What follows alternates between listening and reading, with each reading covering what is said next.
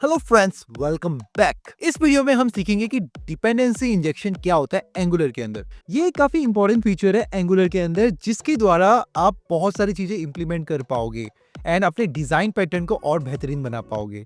क्योंकि ये जो कॉन्सेप्ट है, ये बेसिकली डिपेंडेंसी इंजेक्शन का जो कॉन्सेप्ट है, ये डिजाइन पैटर्न के लिए ज्यादातर यूज होता है।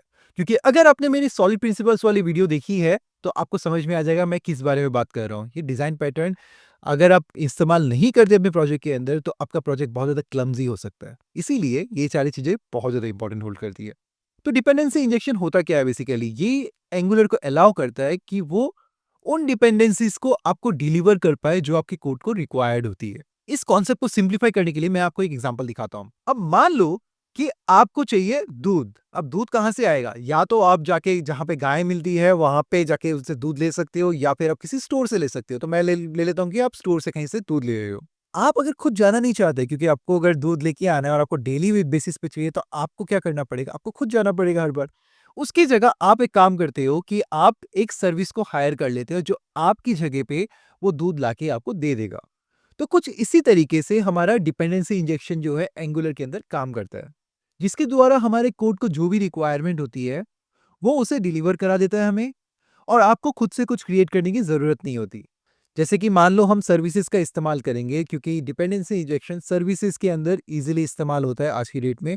मान लो आपने एक बड़ा कोड लिख लिया, ठीक है? उसके अंदर काफ़ी ज़्यादा लॉजिक भी है, काफ़ी ज़्यादा फंक्शनैलिटी भी है और कुछ एपीआई कॉल्स भी है। अब ये सारा कोड अगर आप एक साथ लिखोगे, ठीक है? तो बहुत ज़्यादा क्लमज़ी हो जाएगा।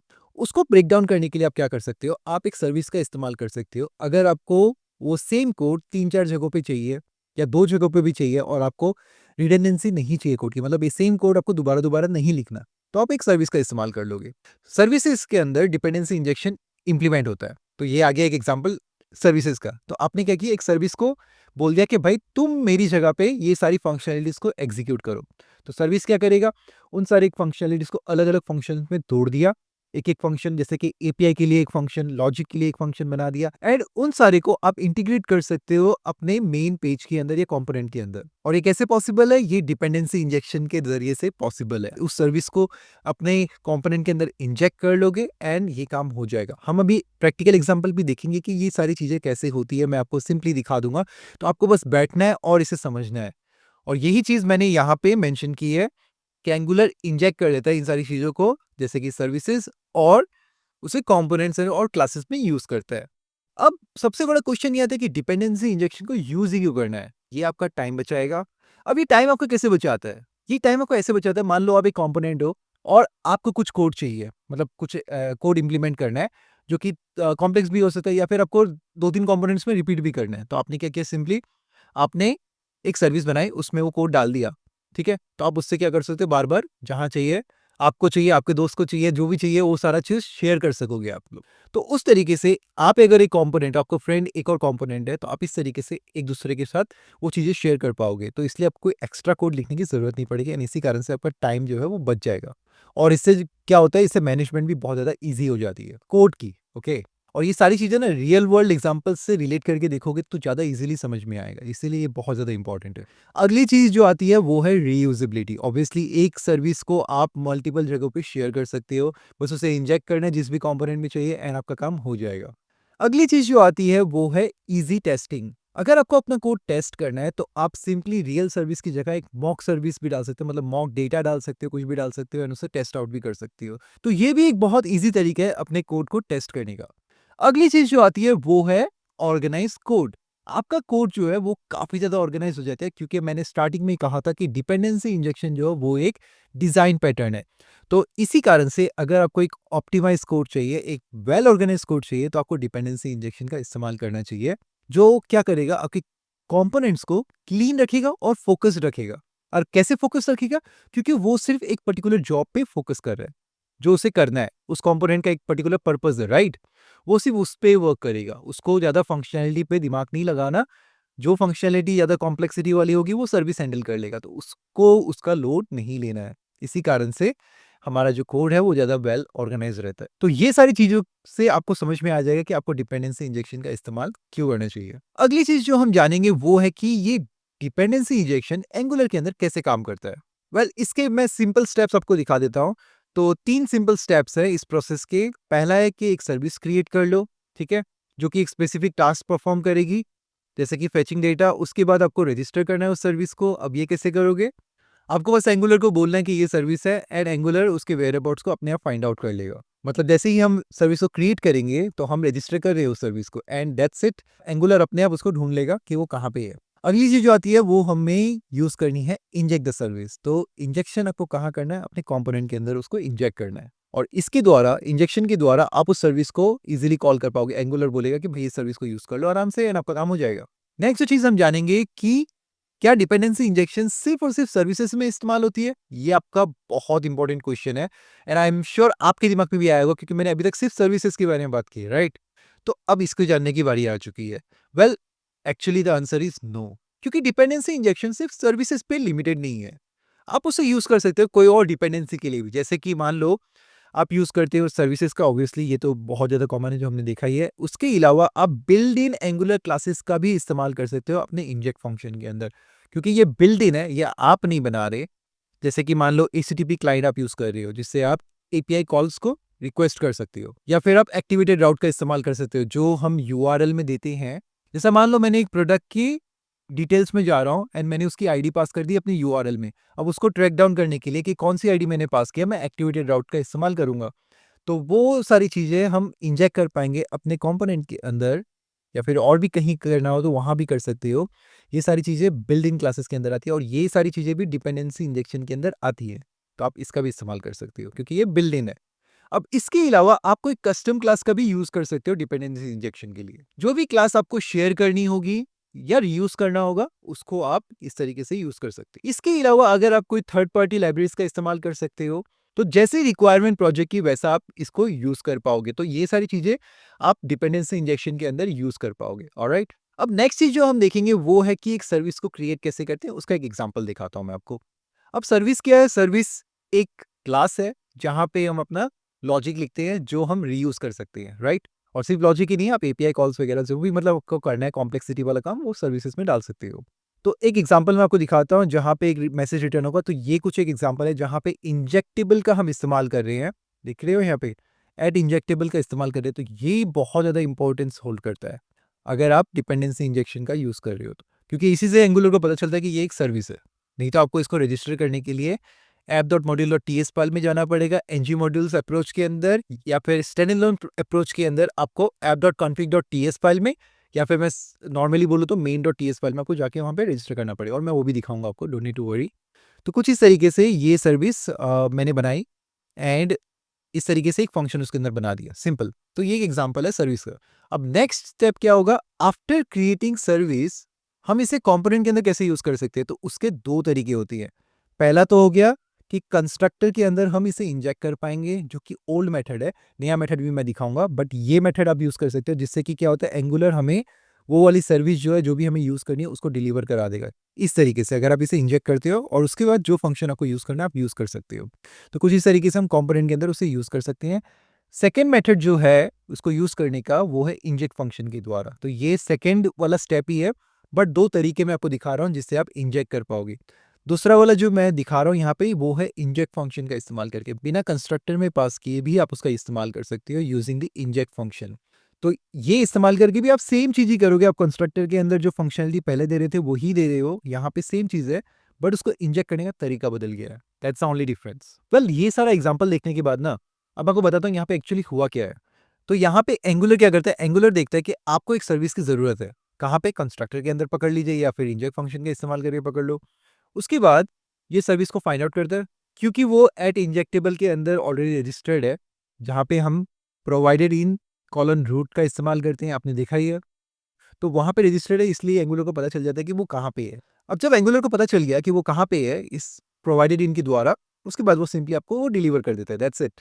अब नेक्स्ट चीज जो हम जानेंगे वो है with at injectable and provided in हम इसका कैसे इस्तेमाल करते हैं। तो एट इंजेक्टेबल क्या होता है? ये एक डेकोरेटर है जो बोलता है एंगुलर को कि ये जो क्लास है जिसके अंदर हम अपनी सर्विस लिख रहे हैं, कोई भी और चीज लिख रहे हो, इसे किसी भी जगह पे इस्तेमाल कर सकते हो या इंजेक्ट कर सकते हो। जो भी चीजें हम एप्लीकेशन के अंदर यूज करेंगे उसका इस्तेमाल कर पाओगे यूजिंग डिपेंडेंसी इंजेक्शन। अगर हम एट इंजेक्टेबल का इस्तेमाल नहीं करते तो क्या होगा? वेल तो एंगुलर को पता नहीं चलेगा कि हम इस क्लास का इस्तेमाल कर रहे हैं डिपेंडेंसी के लिए, इसीलिए ज़रूरी है। नेक्स्ट चीज़ आती है प्रोवाइडेड इन, और उसमें हम रूट क्यों देते हैं। वेल ये एक तरीका है जिसके द्वारा हम सर्विस को रजिस्टर करते हैं। किसके साथ?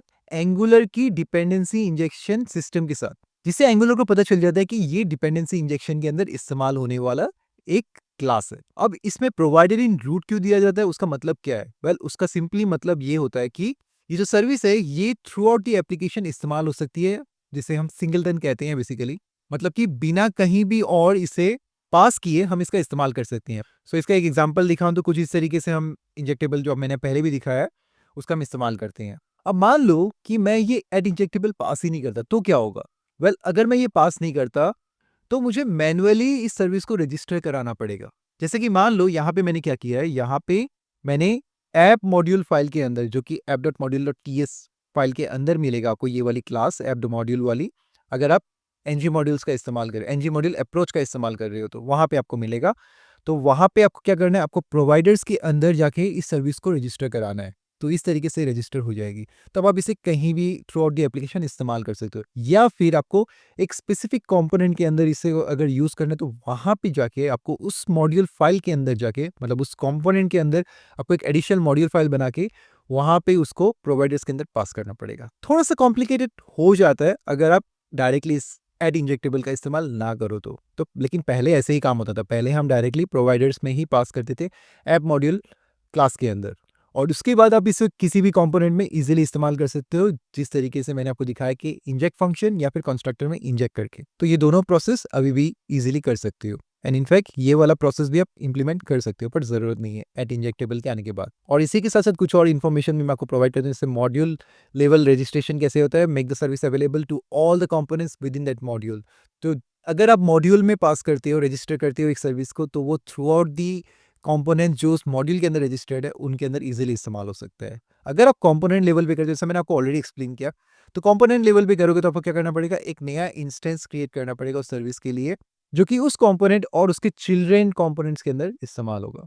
तो ये है component level registration and module level registration, अगर आप एक सर्विस का करते हो तो। अगर आप एड इंजेक्टेबल पास नहीं करते तो क्या होगा, ये वो सिनारियोस है। ओके, अब की डिफरेंस क्या है प्रोवाइडेड इन का इस्तेमाल करके, अगर हम रूट देते हैं एड इंजेक्टेबल के अंदर, या फिर डायरेक्टली उसे प्रोवाइडर्स में यूज करते हैं जैसा मैंने दिखाया बिना एड इंजेक्टेबल के। तो इन दोनों के बीच में डिफरेंसेस क्या आते हैं? वेल सिंपली अगर हम प्रोवाइडेड इन का इस्तेमाल करके उसके अंदर रूट पास करते हैं, तो वो ऐप वाइड कहीं भी यूज हो सकता है एज ए सिंगलटन, मतलब उसे कहीं और कुछ करने की जरूरत नहीं है, राइट? सो इस तरीके से उस सर्विस का सिर्फ एक ही इंस्टेंस बना, इजंट इट, एंड हम उसे एंटायर एप्लीकेशन में यूज कर पाएंगे, और इसके बाद हमें और कहीं भी इसे रजिस्टर करने की जरूरत नहीं है। देन अगर हम इसका इस्तेमाल नहीं करते तो क्या होगा? वेल तो सिंपली हमें एक्सप्लिसिटली इसे रजिस्टर करना पड़ेगा, इस सर्विस को रजिस्टर करना पड़ेगा अपने प्रोवाइडर्स के अंदर, जो कि अगर आप कंपोनेंट लेवल पे करते हो और मॉड्यूल लेवल पे करते हो, दैट कंप्लीटली डिपेंड्स, बट कुछ इस तरीके से आपको करना पड़ेगा। एंड आप क्या कर सकते हो, आपको सेपरेट इंस्टेंसेस भी बना सकते हो। अगर आप डिफरेंट मॉड्यूल्स का इस्तेमाल कर रहे हो, डिफरेंट मॉड्यूल फाइल्स में आप अगर पास ऑन करना चाहते हो अलग अलग, मतलब सेम सर्विस को अलग अलग जगह पे जहाँ जहाँ आपको यूज़ करनी है, लेट्स से आपको एंटायर एप्लीकेशन में यूज़ नहीं करनी है इसे, एक स्पेसिफिक पोजीशंस पे या स्पेसिफिक कंपोनेंट्स में यूज़ करनी है, तो आप उनके मॉड्यूल फाइल्स में भी इसे पास कर सकते हो एंड वहाँ यूज़ कर सकते हो। And I am quite sure अब आपको ये पूरा चीज़ समझ में आ गई होगी। अब नेक्स्ट चीज़ जो हम देखेंगे वो है benefits of dependency injection in angular. लेकिन इससे पहले ना मैं आपको एक प्रैक्टिकल इम्प्लीमेंटेशन भी दिखा देता हूँ इस चीज़ का। तो मान लो ये सर्विस है, ठीक है? क्योंकि मैं आपको स्टैंडअलोन प्रोजेक्ट का मैंने अभी तक दिखाया नहीं है, तो स्टैंडअलोन प्रोजेक्ट का भी मैं दिखा देता हूँ। अब यहाँ पे एड इंजेक्टेबल दिया हुआ बाय डिफ़ॉल्ट, जैसे ही मैंने सर्विस बनाई ये ले लेता है। तो यहाँ पे जो भी काम हो रहा है उसको ध्यान मत दो, बस ये ध्यान दो कि एक सर्विस है ऑथ सर्विस बोल के, जिसके अंदर मैंने ये पास किया है। अब यहाँ पे एड इंजेक्टेबल का इस्तेमाल करने के बाद मुझे इसको कहीं और रजिस्टर करने की ज़रूरत नहीं है। अगर इन केस मैं इसका इस्तेमाल नहीं करता, तब मुझे इसको रजिस्टर करने की मैन्युअली ज़रूरत पड़ेगी। उस समय पे मैं इसे कहाँ रजिस्टर करूँगा? मैं जाऊँगा अपनी app.config.ts फाइल के अंदर, और यहाँ पे प्रोवाइडर्स के अंदर मैं इसको पास कर दूँगा। क्यों पास कर रहा हूँ यहाँ पे? क्योंकि main.ts फाइल के अंदर ना, मोस्टली स्टैंडअलोन प्रोजेक्ट के अंदर आप main.ts फाइल के अंदर ही पास करते हो, क्योंकि app.module.ts फाइल नहीं होता। बट यहाँ पे हम ऐप कॉन्फ़िग को डायरेक्टली कॉल कर रहे हैं, इसी कारण से मैं app.config.ts फाइल में इसको पास करूँगा प्रोवाइडर्स के अंदर। वरना ये सारी चीज़ों को मैं डायरेक्टली यहाँ पे भी कॉल करके, कुछ-कुछ एप्लीकेशंस में डायरेक्टली यहाँ भी कॉल किया जाता है। But mostly latest version of angular में config.ts फाइल बनाई गई है, app.config.ts फाइल, एंड वहाँ पे आप इसे इजीली पास कर सकते हैं। तो ये भी एक डिज़ाइन पैटर्न ही यूज़ किया गया है, जिससे कि चीज़ें और ज़्यादा सिंप्लीफाइड हो जाती है। ओके, तो आपको यहाँ पास करोगे एंड उसके बाद सिंपली इसको कहीं भी यूज़ कर सकते हो अपने कंपोनेंट के अंदर, सिर्फ आपको इंजेक्ट फंक्शन का या फिर कंस्ट्रक्टर के अंदर इसको पास कर देना है। यहाँ पे मैंने कंस्ट्रक्टर नहीं बनाया है, अगर आप बनाओगे तो उसमें सिंपली पास कर सकते हो। तो कुछ इस तरीके से एक सर्विस को आप रजिस्टर कर सकते हो। नॉट ओनली सर्विस, आप किसी और इनबिल्ट क्लासेस जो एंगुलर के अंदर होती है उसको भी कर सकते हो, एंड बाकी सारी चीजें जो मैंने आपको दिखाई है पहले उसका भी इस्तेमाल कर सकते हो। अब बढ़ते हैं दोबारा से benefits of dependency injection in angular. तो इसके अंदर क्या क्या आ जाता है? वेल, हमें एक्स्ट्रा कोड नहीं लिखना होता, जो हमने ऑलरेडी देखा कि हम कितना कुछ ईजी कर सकते हैं अपने लिए अगर हम एक सर्विस का इस्तेमाल करें या फिर प्रीबिल्ट क्लासेस का इस्तेमाल करें अपने प्रोजेक्ट के अंदर। अब अगली बेनिफिट जो है वो काफ़ी ज़्यादा इंटरेस्टिंग है, क्योंकि हमारा जो कंपोनेंट है ना वो ज़्यादा क्लीन हो जाता है। आप उसमें कोड कम लिखोगे, राइट? उसको बेहतरीन तरीके से स्ट्रक्चर करके रखोगे तो आपका ऑब्वियसली कंपोनेंट जो है वो क्लीन हो जाएगा, इज़न्ट इट? उसको जो भी चीज़ को चाहिए वो सर्विस से डायरेक्टली इजीली कॉल कर लेगा। तो इससे ज़्यादा बेटर डिज़ाइन पैटर्न और आपको क्या मिलेगा? एंड इसी कारण से कंपोनेंट बोलता है, अरे मेरे को तो कोई प्रॉब्लम नहीं है, मैं बस फोकस करूंगा डेटा को डिस्प्ले करने के लिए, जितना भी लॉजिक वाला पार्ट है वो सर्विस को दे दो, वो हैंडल करेगा सारा कॉम्प्लेक्स पार्ट, मुझे बस सिर्फ डिस्प्ले करना है, पैच करना है, एंड दैट्स इट। नेक्स्ट चीज जो आ जाती है बेनिफिट के द्वारा, वो हमें मिलती है रीयूजेबिलिटी ऑफ सर्विसेज या फिर कोई अदर क्लासेस भी, जिसका सिंपल सा मोटो है कि एक बार लिखो और हर जगह यूज करो। अब ये सारी चीज करने के बाद ना सबसे इंपॉर्टेंट बेनिफिट जो आता है ना वो है मेंटेनेंस। जो हमारा एप्लीकेशन का मेंटेनेंस होता है ना वो काफी ज्यादा इजी हो जाता है, क्योंकि अगर हमें लॉजिक को चेंज करना है ना, हमें सिर्फ एक सर्विस में चेंज करना है जाके, एंड वो सारी जगह इंप्लीमेंट हो जाए जहां भी हम उस सर्विस के फंक्शनैलिटी को कॉल कर रहे हैं, राइट? तो इससे ना एकदम ईजी हो जाता है हमारे लिए कि हमें एक पॉइंट पे चेंज करना है एंड बाकी जगहों पे ऑटोमेटिकली स्प्रेड हो जाएगा। तो कितनी ईजी हो जाती है आपके लिए, राइट? अगर ये नहीं करोगे, हर एक कंपोनेंट में सेम कोड बार-बार लिखोगे, तो ऑब्वियसली आपको एक जगह अगर चेंज करना है, दूसरी जगह भी जाके सेम चीज़ चेंज करनी है, तो हेडेक बढ़ जाता है। ये चीज़ मत करना। एंड फाइनली लास्ट बेनिफिट जो है, वो है टेस्टिंग आपका ईज़ी हो जाता है, जो हमने पहले भी देखा कि हमें डीआई के द्वारा कितनी सारी चीज़ें ईज़ी हो जाती है, एंड टेस्टिंग उसका एक बेस्ट एग्जांपल है। सो फाइनली डीआई की एक समरी ले लेते हैं, जहाँ पे डिपेंडेंसी इंजेक्शन सिंपली क्या करता है, ये हमारे ऐप को काफी ज्यादा सिंप्लीफाई कर देता है, जिसके द्वारा वो डिपेंडेंसी को इजीली हैंडल कर पाए। हमें फिर क्या करना पड़ता है? हमें सिर्फ एक सर्विस लिखनी है, उसे रजिस्टर कराना है, मैनुअली करा लो या डायरेक्ट इंजेक्टेबल का इस्तेमाल करके करा लो। उसके बाद सिंपली एंगुलर इसे इंजेक्ट कर लेगा जब भी आपको जरूरत होगी, राइट? इंजेक्ट फंक्शन का इस्तेमाल करके या फिर कंस्ट्रक्टर का इस्तेमाल करके एंगुलर आपको डिलीवर करा देगा। अब इन सारी चीजों से आपको रिजल्ट क्या मिलेगा? वेल, आपको सिंपली एक ऐसा एप्लीकेशन मिलेगा जो ज़्यादा मॉड्यूलर होगा, मतलब मॉड्यूल्स में डिवाइडेड होगा, रीयूजेबल होगा और काफ़ी इजीली मेंटेनेबल होगा। ओके, तो इस तरीके से हमारा डिज़ाइन पैटर्न जो है ना वो काफ़ी ज़्यादा सिंप्लीफाइड हो जाएगा एंड काफ़ी बेहतर हो जाएगा। तो आई एम क्वाइट श्योर ये डिपेंडेंसी इंजेक्शन एंगुलर के अंदर कैसे इस्तेमाल होता है वो आपको पूरी तरीके से क्लियर हो गया होगा। अब इसके बाद आप सिंपली जाके मेरा एंगुलर का कोर्स चेकआउट कर सकते हो, एंड उसमें जितनी भी चीज़ें मैंने समझाई है वो आपको और इजीली समझ में आ जाएगी, अगर आपको एंगुलर के बारे में थोड़ी भी नॉलेज है। नहीं तो आप जब एंगुलर वाला कोर्स मेरा देख रहे हो, उस टाइम पे अगर आपको डिपेंडेंसी इंजेक्शन समझ ना आए तो आप इधर आके चेकआउट कर सकते हो दोबारा से।